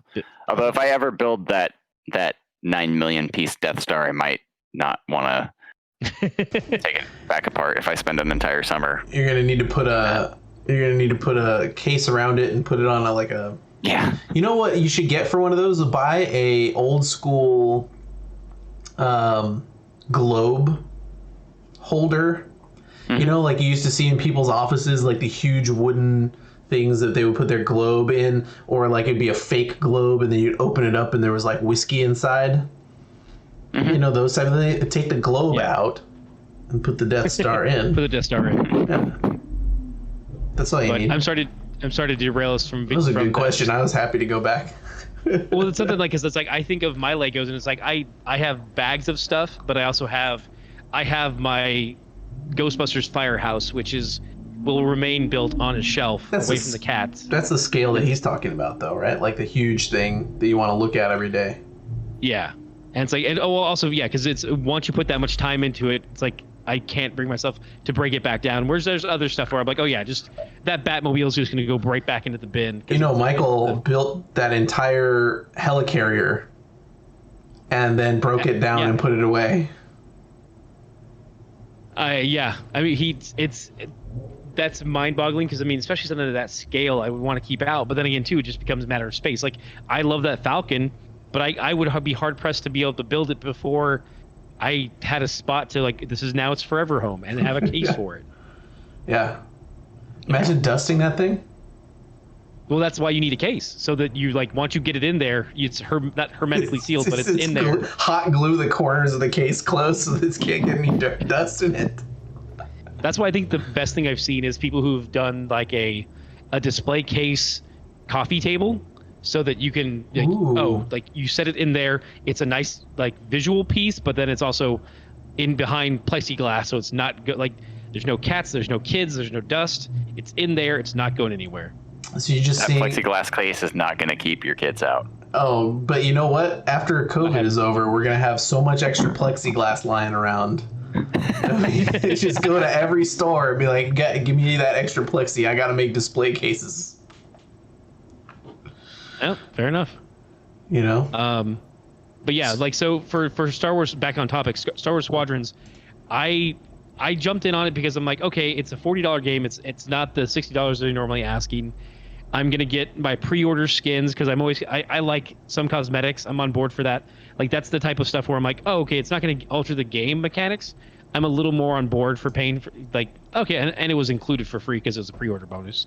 So I was on board, and it was the friend aspect. Like, okay, I know 5 people at least who are gonna be playing this.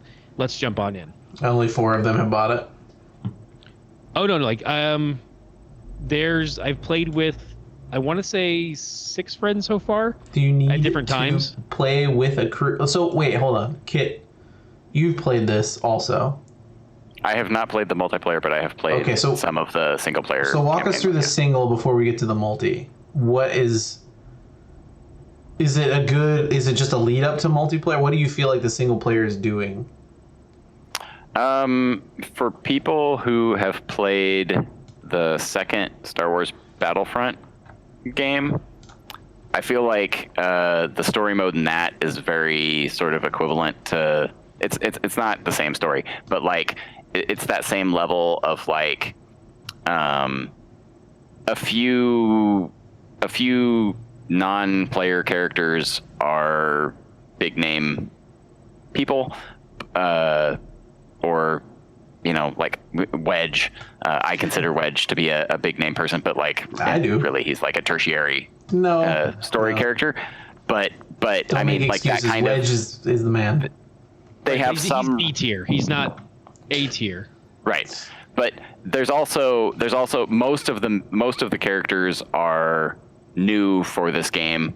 They will probably sporadically show up in various other properties over the years, but like for the most part they're new, and but the story's fine, and they got the animations look good, the voice acting, they got good voice actors to do it, the story's fine. There's not going to be any huge revelations or anything in it. They're going to play it safe in the little game. But I mean, if you've played the Battlefront 2 single player game, it's similar to that, I feel, in like tone and quality and whatnot, which is I think that's a perfectly good. I think that their single player is as good as any other big, like a Call of Duty single player, something like that. It's fine. Okay. And then but I don't know how long it is. I haven't played it. I think it's supposed to be like 5 or 10 hours long, something like that. But the what brings you, it's like GoldenEye. What brings you back is the multiplayer. Okay. Like once you get done with the single player, you're probably not going to play through single player more than 2, maybe 3 times. Maybe you might only play it once, but it doesn't have that Rogue Squadron. It doesn't have that Rogue Squadron replayability of like, oh man, I only silvered. Well, it does kind of, because, and this is one thing that I really liked about the missions is that they have the similar sort of Rogue Squadron medal system. Oh, they where do?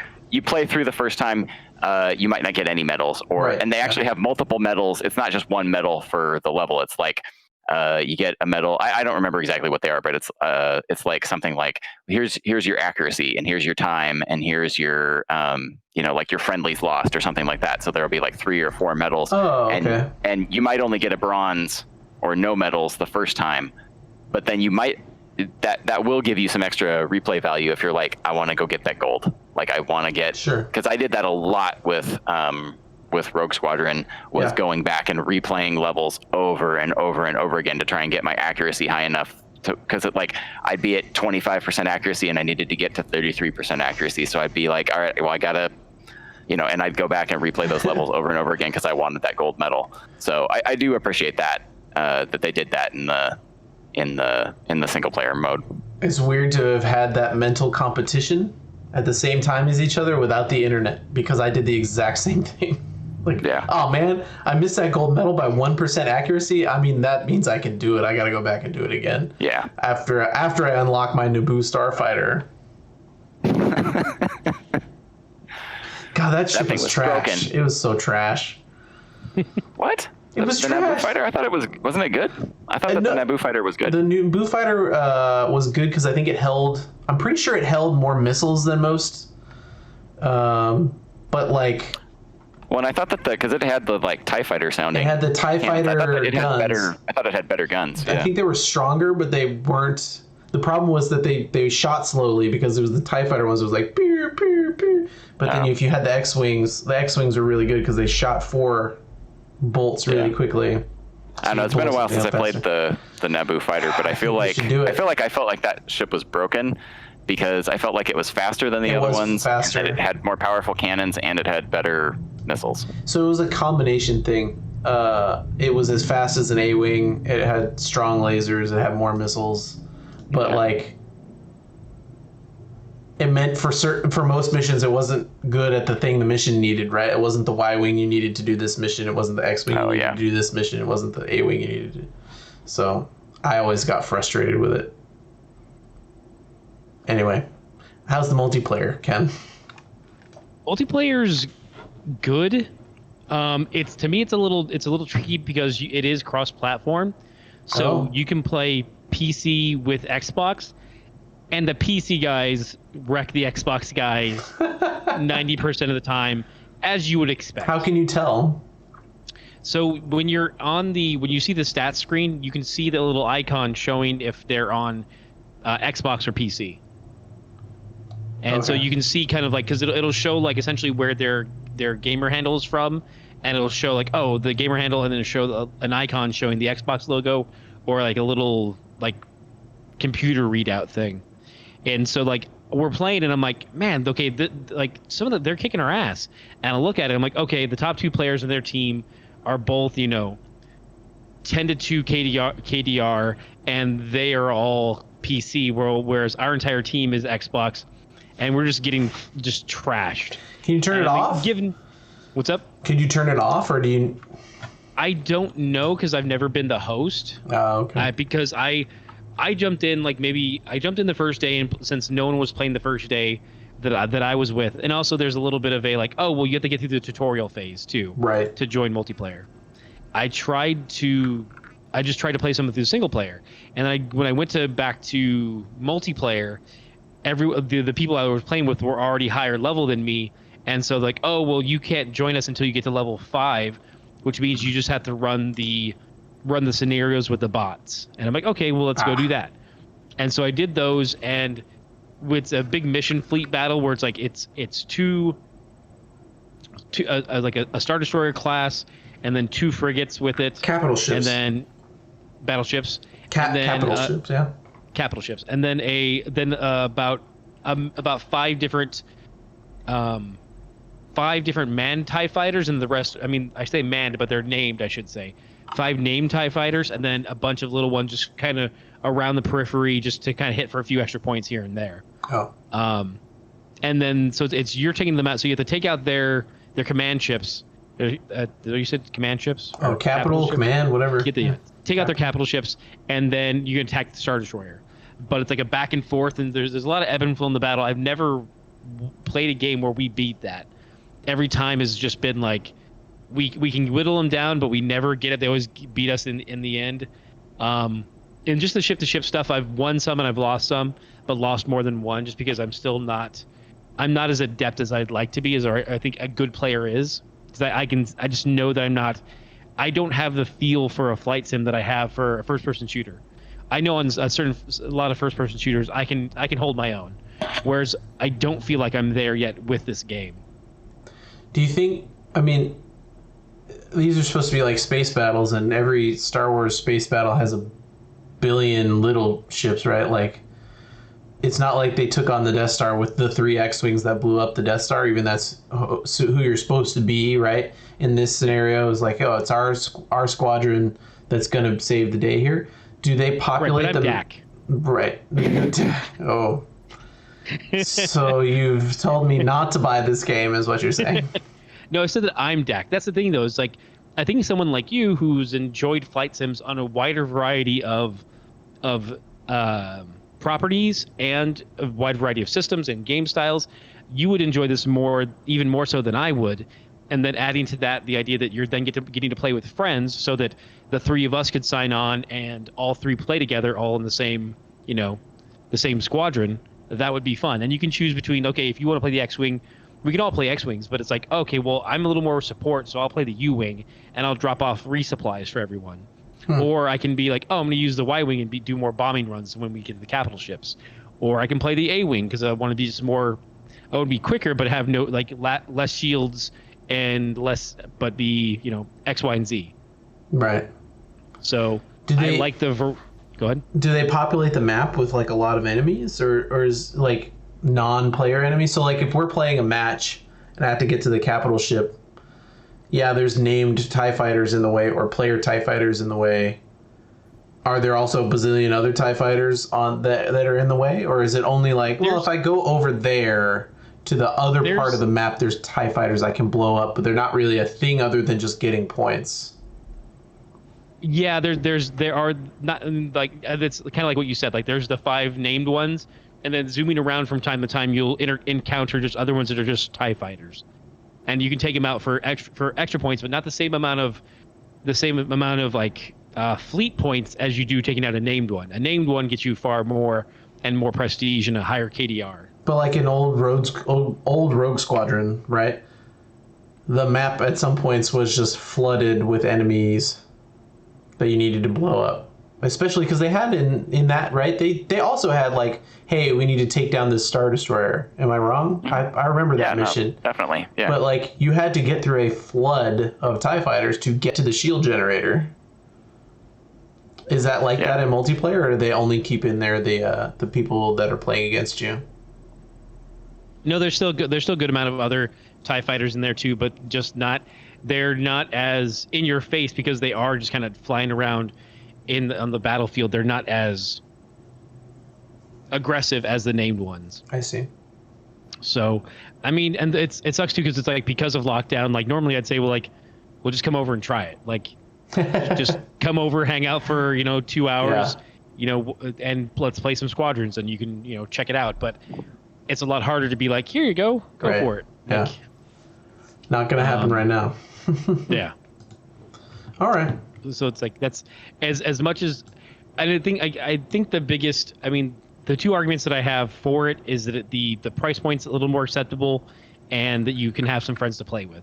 But then again, on that note too, is like, I know the other people you'd want to play with are in your same tier of being like, it's going to be on Steam at some point. And I can already on Steam. When it goes, well, I mean, it's going to come to Steam, but it's also going to be a Steam sale where it's you have a catalog of, let's say, loosely 500 games, 400 of which you probably have not played yet, and it's like, it could end up as one of those 400 because you're like, I'll get to it eventually.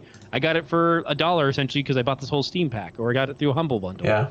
So it's like, that's where it's like, the essence of we were gamers is like, I'll buy a game when it's on bargain, when it's a good deal, and I'll get to it eventually, hypothetically.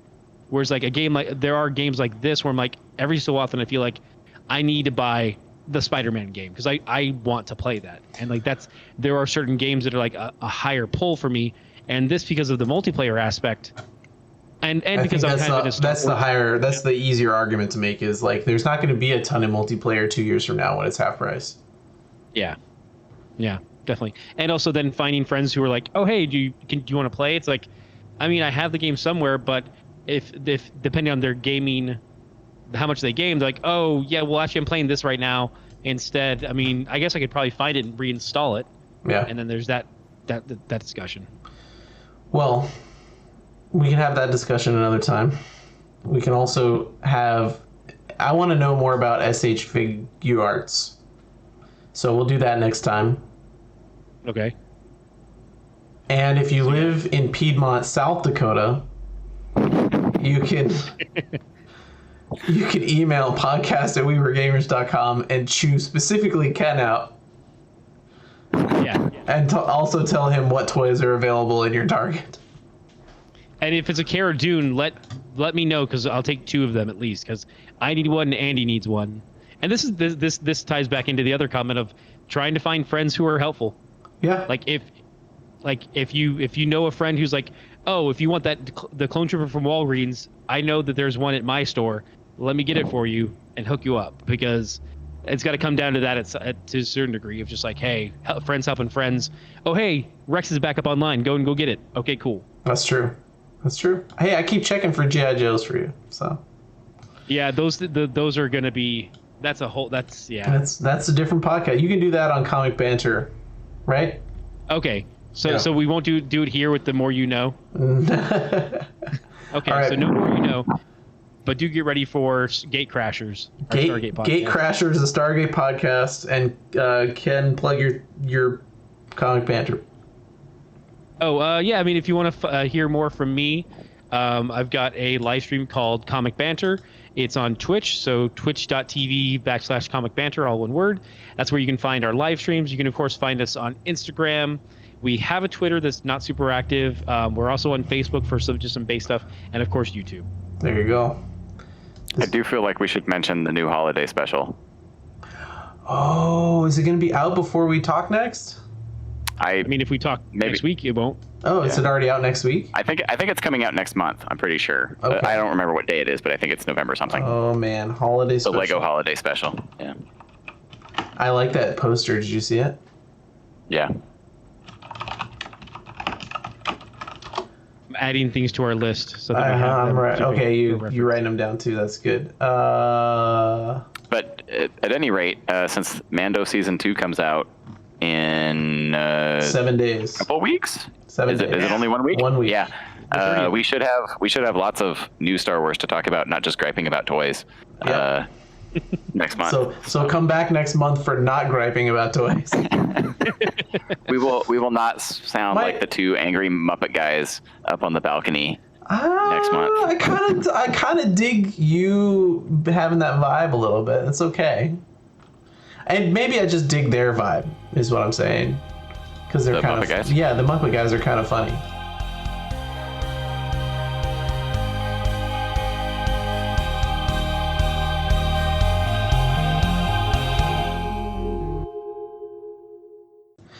So let's see. Mando is the 30th of October. Statler and Waldorf, no.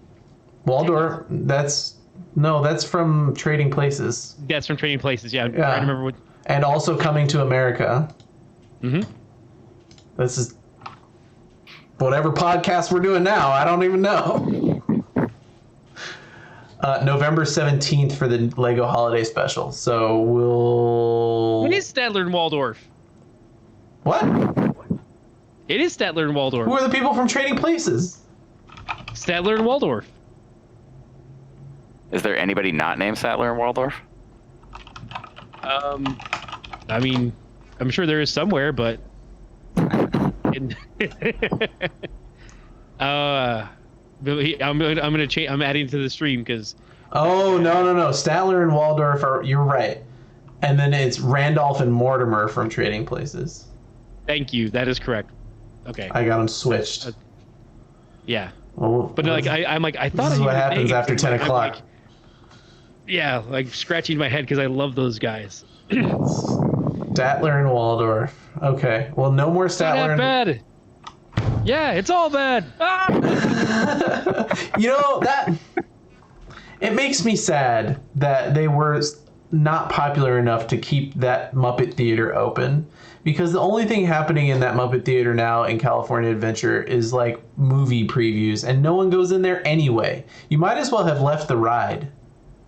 Wait, in California.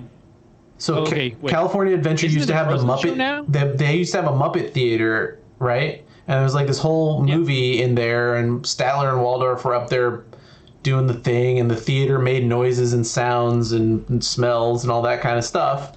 Just like the other rides they have now taken out, like Captain EO is gone. Bugs Life. Bugs Life is Captain gone. EO's, that theater's still there. The theater's still there, but it's a Jedi thing. It's not even a theater thing anymore. I think they took the seats out. So like the building, the seats are still there, but there's no. I mean, we say now, but no one's in there. No, but the ant one. It was just a movie. There was no like extra stuff. There's no like, oh, the cold spray would hit you. Well, the ant one is now gone because that's going to be Marvel Land, and the Muppet one is now just like movie previews, and it's like why didn't you just leave? No, it's not. Mm-mm. No. No, the last time I was there was a preview for Mulan. No, the live action one. Yeah. That's random. It was, yeah, and it was like this was a good ride. I mean, I didn't go on it that much because it's long. You have to sit through a movie, but like it wasn't bad. Plus, it was hilarious. It was a lot of fun, and they did a really good job. Like all the animatronics in there were great. They had a person, a character on like come up throughout the audience. That was really good. I appreciated that every time, and I loved all the ambiance and stuff and the set design in the waiting area. That was so good. Yeah. But now I'm just gonna head over to the Galaxy's Edge instead, and just spend time there. Yeah, we're gonna botch it up. We didn't even talk about what I wanted. Okay, man. Okay, hold on. We're done, by the way, Kit. If you need to go, but let's make the list here. Hold on. I have Lego Holiday Special. It's a Lego Holiday Special? Oh, yes. Right. Yes, it is. SH Figure Arts. Books versus movies? What's books versus movies? That's a discussion topic I'll have next time. Oh. Mando, Season 2. Man, I don't know how we're going to not talk about, lightsabers. Do you want to talk about that on there as a maybe? Because you got a chance to finally see some. And I did. Kit, did you order the Black Series Kit Fisto lightsaber? I have the old one, so as far as I know, they're virtually identical, so I'm not going to order another one. But I have the old one.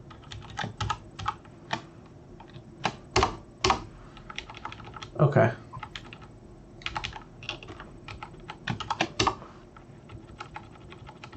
I did take it out recently. Still works. Still lights up all right. Looks good. Nice, solid, better than hefty metal handle. It's better than Ken's did. One of yours was out of battery. Yeah. Oh, but the Force Effects those decent. That one's the Obi-Wan one you had. Oh, they were all cool. They're all cool in their own different ways. Yeah. But Kit, you remember from the wedding, I have a bunch of them. Yeah. I took them over and kind of broke down all the different Yeah, that's what we were talking about at the beginning. I guess we didn't really discuss it that much. It's not super important either. No, it wasn't. It's just it was Star Wars theme. Since we outroed the podcast. Since we're just shooting the shit, we can keep shooting the shit as far as you guys care, but as long as you guys want. But it was cool to see, because I've been pestering Ken with questions for once or twice a month. I'd be like, for a little while there, I was like, what about this lightsaber type, or what about this lightsaber company? Like, what if you went with this company, what would you do? And for a little bit before Disneyland closed, I was kind of asking a lot of those questions because I was deciding if I did do the Disneyland one, was I wasting money, or what were the feels of the different ones, that kind of thing. And so eventually we got our act together, and he came over with 3 different brands. Yeah, 3 different brands. Yeah. Ultra Sabers, Force Effects, and the Galaxy's Edge stuff. Yeah, which was cool. Give me one second. I'll be right back. We ended up playing with the Disneyland ones the most because you can interchange all those crystals and stuff.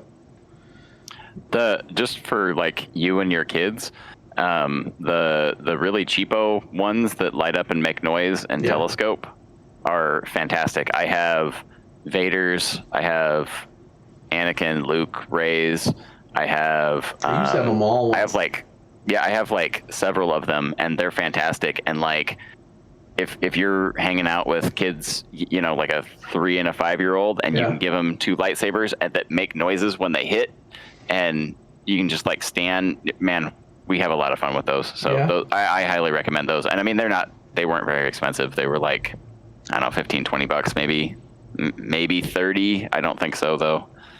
But like, I mean, and you know, they're not super high quality, but I thought that they were a good use of that price point. Sure. To give you a lot and have a lot of hours of fun playing with kids with them. Sure. Yeah. That you don't want to hand a $200 Black Series lightsaber to and be like, here, don't break it. Yeah. That's definitely how I felt holding the Black Series one. It was definitely like, ooh, this is like just on the line of, I think it's breakable. The Disneyland one, maybe, but it was so hefty. It was really heavy. I wouldn't hand it to a kid anyway. It was like shockingly a lot heavier than all the other ones combined. So the Black Series, mine has like a metal hilt. The blade is like, I don't know, like bendable PVC with like LED lights in it or something. But and that, I know that you can't really use those to. And in fact, I noticed that not only is Boba Fett 20, these are all 3 3/4 inch figures. Not only is Boba Fett 20, but some of them are $2 less. Okay. So it would appear that Target is going with what I was calling surge pricing. So we need to talk about that. Yeah. I think we need to talk about that.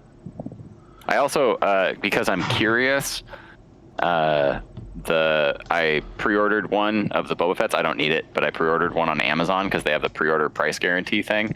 And so when I pre-ordered it, Amazon put it up for, Amazon put it up at 20, but since then it has dropped to $17.99 and now $16.99. Right now they're temporarily out of stock, but I am curious as to how this is going to go. Click on it. Wait, no, they're in stock again. The Return of the Jedi one? Oh, that's Empire. Or the Empire, Back, yeah. That's the Empire one's resellers. It came out like a year or two ago. Right. Return of the Jedi. Do they even have it listed? $199 Japan import. That's not it. It's probably not showing up on your search because it's temporarily out of stock. It's probably forever out of stock because like a minute ago. The way that this works is that they're always forever out of stock. Yeah. No, I'm never going to find it here, huh? Okay. If you need one, I can just not cancel my order and you can have mine. I don't know about need, but I'd be slightly interested in a vintage collection Boba Fett, and I don't know if there are other ways to find him cheaper than buying a new one. Probably not. I mean, you mean like the 3 3/4 on the classic card? No, I don't actually even need it on a card. I think the girls would like to play with a Boba Fett, and I don't have one. Oh, well, they're definitely cheaper Boba Fetts. But you can get the... Oh, wait, no, that's Din Djarin. Get him a Din Djarin. Get him that, the one that came with the Baby Yoda that I got. It comes with a speeder bike. Hold on. There's a vintage-sized Din Djarin that you can actually still find? No. It's this one. Oh, the little fleet. one. Yeah. Mission fleet. Okay, see? Different toy lines. I just found this in Target, like on the shelves in Target. This is, and I don't remember how much this was. I think this was like 10 or 15 bucks. But it comes with this. $14.99. Yeah, okay, that sounds right. And it comes with this and a speeder bike, and it comes with the baby and the little egg carrier thing. And the baby's pram? actually the right. What? It's a pram. It's actually, and it is Black Series scaled. It's like, even though it's a smaller scale, because he's so small, they couldn't do him any smaller. So he's actually he's the same size. Like the right size. Yeah, if you put it next to the Black Series one, it's right there. It's the same, huh? Yeah. Oh. It's great, and the pram too. So like, it comes with, like, there you go. But I mean, they can have this, and he's a good guy, and as far as I can tell, he's a good guy. Oh, and, they told me specifically they need bad guys. Oh, I see. They don't have any bad guys, and I was like, good, then there's no fighting. Right? Like, there's no fighting if there's only good guys. If there's a Jyn Erso and Princess Leia and a Queen Amidala, what bad could happen?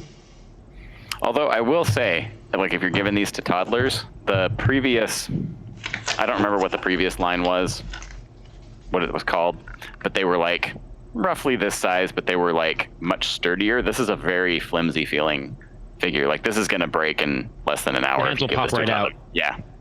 The hands, like it'll totally. Yeah. But I mean, his girls aren't going to chew on any of this. Like that's not. No. I didn't. But if they're playing with it, like, they're gonna come apart.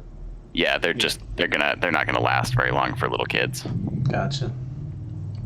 I don't even think that they're as sturdily built as like a vintage collection.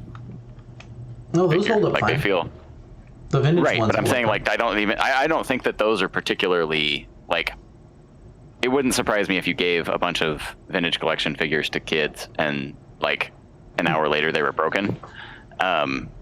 This doesn't even feel anywhere near as substantial as that.